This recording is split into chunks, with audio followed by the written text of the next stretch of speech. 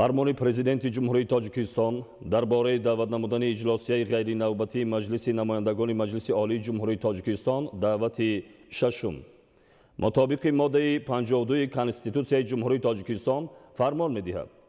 иҷлосияи ғайринавбатии Маҷлиси намояндагони Маҷлиси Олии Ҷумҳурии Тоҷикистон давати шашуми сентябри соли 2021 соати 10 дар шаҳри Душанбе даъват карда шавад. ба баррасии иҷлосияи ғайринавбатии Маҷлиси намояндагони Маҷлиси Олии Ҷумҳурии Тоҷикистон давати шашум лоиҳаи Қонуни Ҷумҳурии Тоҷикистон дар бораи афв пешниҳод карда шавад. Президенти Ҷумҳурии Тоҷикистон Эмомалӣ Раҳмон шаҳри Душанбе 30 августи соли 2021. имрӯз асосгузори сулҳу ваҳдати миллӣ пешвои миллат президенти Ҷумҳурии Тоҷикистон муҳтарам Эмомалӣ Раҳмон бо истифода аз ҳуқуқи конститутсионии худ дар асоси принсипи инсондӯстӣ ва ба муносибати сисолагии истиқлолияти давлатии Ҷумҳурии Тоҷикистон лоиҳаи Қонуни Ҷумҳурии Тоҷикистон дар бораи афвро ба баррасии Маҷлиси намояндагони Маҷлиси Олии Ҷумҳурии Тоҷикистон пешниҳод карданд. бо мақсади қабули қонуни мазкур бо фармони президенти Ҷумҳурии Тоҷикистон иҷлосияи ғайринавбатии Маҷлиси намояндагони Маҷлиси Олии Ҷумҳурии Тоҷикистон рӯзи 6 сентябри соли 2021 даъват карда шуд.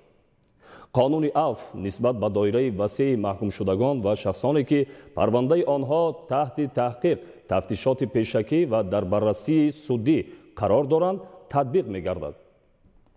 лоиҳаи қонун шахсони зеринро аз ҷавобгарии ҷиноятӣ ва адои ҷазо пурра озод мекунад. шахсоне ки аз беэҳтиётии ҷиноят содир карданд нисбати онҳо иҷрои ҳукм мавқуф гузошта шудааст. ҷазо нисбати онҳо шартан татбиқ карда нашудааст. ҷазоро дар колонияҳои ислоҳии сукунат адо мекунанд. шартан пеш аз муҳлат аз адои ҷазо озод шуданд. ба иҷрои дигари ба маҳрум сохтан аз озодӣ алоқаманд набуда маҳкум шуданд. барои ҷиноятҳои хусусияти иқтисодӣ дошта маҳкум шуданд ва зарари моддӣ расонидашударо пурра талофӣ карданд. дар лоиҳаи қонун нисбат ба занҳо, ноболиғон, шахсони синашон аз 55 боло, маюбон, беморони дараҷаи вазнин, шахсони дорои мукофотҳои давлатӣ, иштирокчиёни ҷанг ва шахсони ба онҳо баробар карда шуда ва шаҳрвандони хориҷӣ бартарӣ дода шудааст.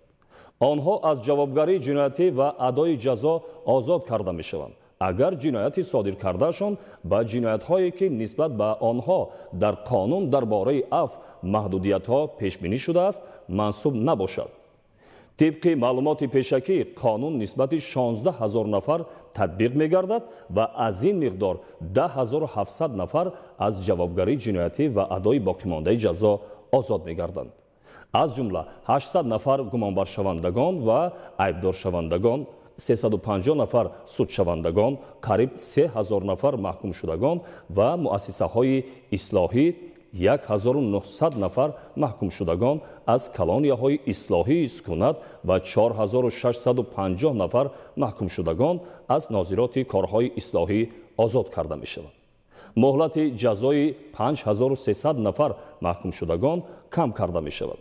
афв нисбати шахсоне ки ҷиноятҳои махсусан вазнинро бо ҳолатҳои вазнинкунанда содир намуданд, инчунин онҳое ки қаблан дар асоси Қонуни Ҷумҳурии Тоҷикистон дар бораи афв аз 25 октябри соли 2019 аз ҷавобгарии ҷиноятӣ ё адои боқимондаи ҷазо озод шуда буданд ва боз ҷинояти қасдона содир карданд татбиқ намегардад.